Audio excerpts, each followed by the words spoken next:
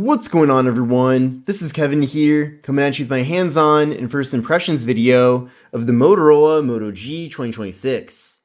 Now, this is one of the latest budget phones from Motorola. I'm really excited to show it to you here in this video. So let's get started.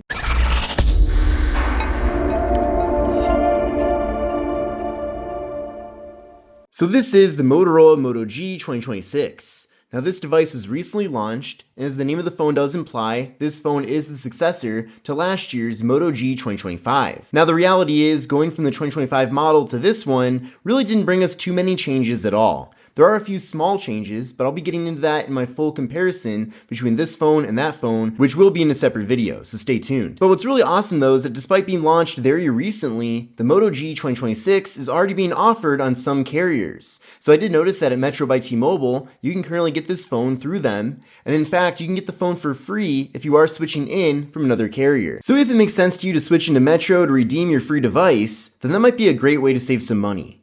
And if you do want to buy this phone factory unlocked, you can get it for just $199, which really isn't a lot.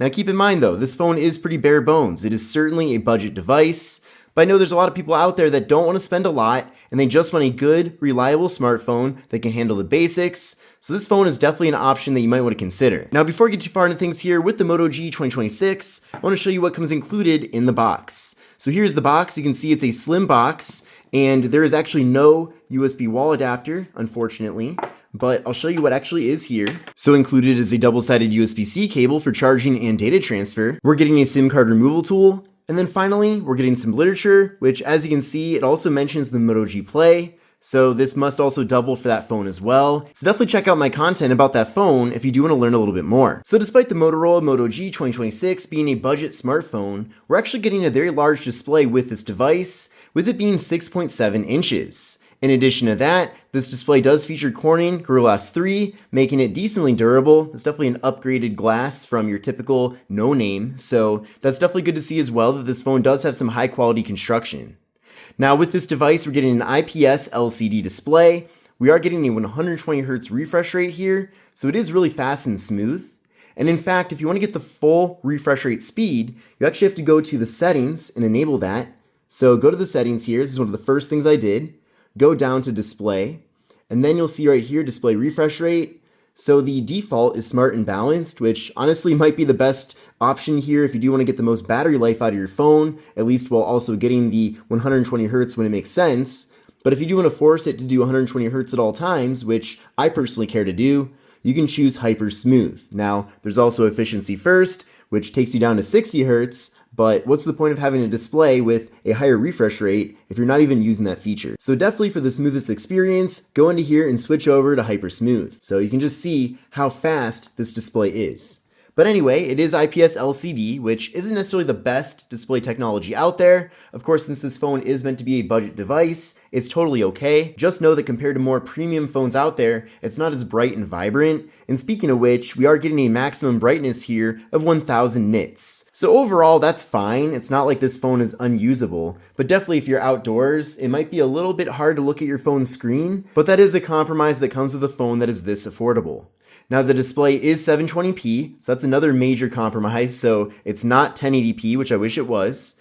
We're getting a PPI of 262, a 20:9 aspect ratio, so narrow but tall form factor, and then finally, we're getting an 84.7% screen-to-body ratio. So we're getting decently small bezels all throughout. However, this bottom bezel is a bit thicker, but at least up top here, there is a hole punch for the front-facing camera. But in general, I am glad that we're getting a large display with the phone, and then even though it is 720p, I do think it does look pretty nice. So it's not like anything here looks bad or low quality, and in general, I think Motorola picked the right compromises to give us a phone that is actually affordable. But with that front-facing camera, it is 32 megapixels. Now stay tuned for my full review video, as I'll be showing you a bunch of different image samples from all the various cameras here on the phone. But overall, I feel like the camera quality actually is good enough and certainly usable. Now internally here with this device, we're getting 128 gigabytes of storage along with micro SD card expansion. So 128 gigs is certainly quite a bit of storage, so I think for most people that'll be more than enough.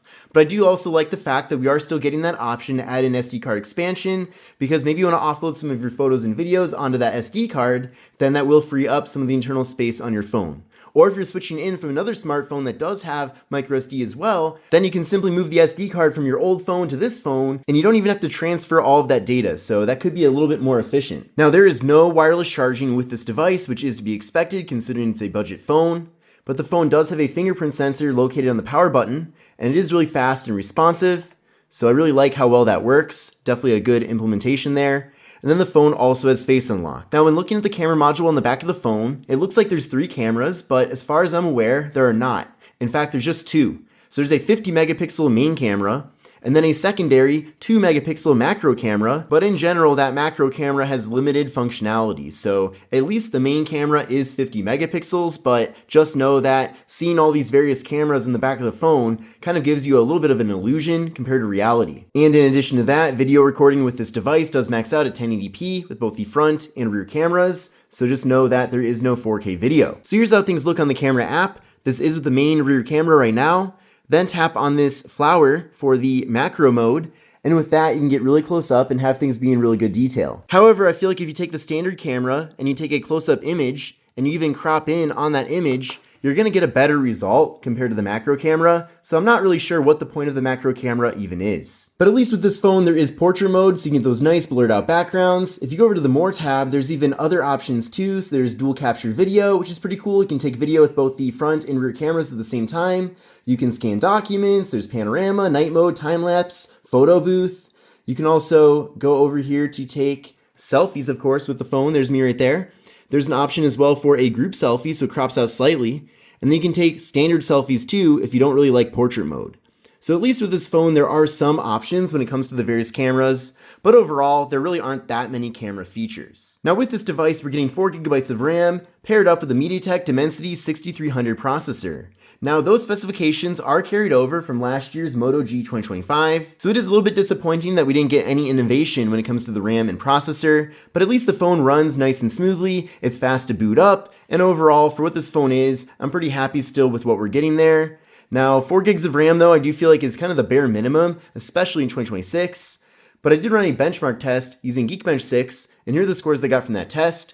So I got a single core score of 788 and a multi-core score of 2078.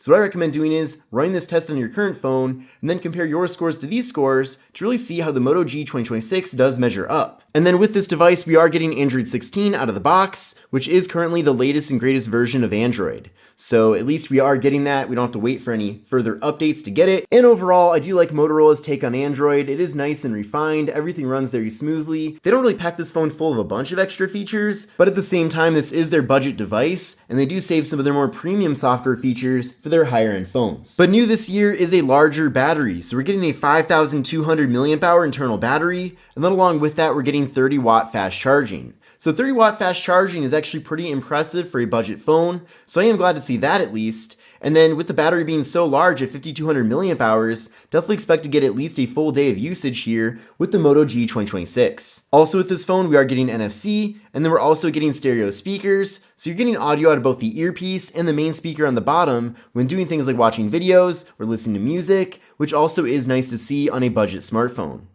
Now this phone is made completely of plastic, besides the display, which is made of glass.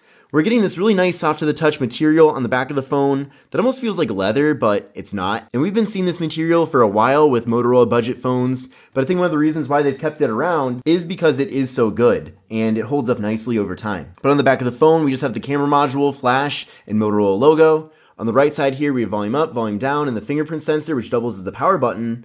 On the left side, we have the slot for the microSD card and SIM card. Up top here, we have the noise canceling microphone. And then on the bottom of the phone, this is a nice surprise. We're still getting a headphone jack. There's also a microphone, USB-C port for charging and data transfer, and we have the main speaker. But this concludes my video on the Motorola Moto G 2026. This is definitely a very appealing and interesting budget phone, and I think for a lot of people who don't want too many features but also don't want to spend too much money, this phone is a nice medium, and Motorola devices and even their budget phones are very good quality, so at least you'll know that this phone will hold up for at least several years and probably get you all the things you want from a smartphone, at least when it comes to the basics. But I hope you enjoyed this video. If you did, give it a thumbs up. This is Kevin here, and I'll see you in the next one. Take care and have a great rest of your day.